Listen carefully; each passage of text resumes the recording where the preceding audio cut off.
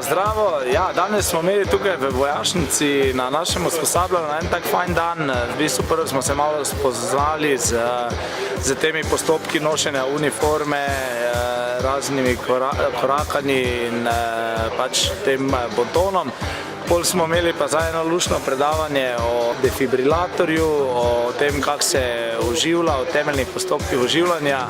In je fajn, mislim, imamo tudi take fajn praktične prikaze, kar je dobro, predvsem pa je fajn zaradi tega, ker to v bistvu skoraj vsako leto imamo te osnove oživljanja, pa vedno, vsako naslednjo leto sam sebe pa vsi se zavzamemo, da smo neke malenkosti pozabili in da je pomembno, da to človek ve, ker v končni fazi športniki smo izpostavljeni in nikoli ne vemo, kdaj bomo mi bili tisti, ko bomo dejansko mogli oživljati človeka.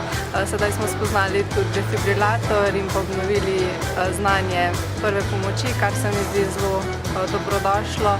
Sploh, ker to znanje se mi zdi hitro pozabimo, ker ga ne uporabljamo vsak dan in nam bo prišlo prav tudi kasneje v življenju. Zdaj me je to usposabljanje prvo, tako da mi je bilo vse zanimivo, da zvem nekaj novega.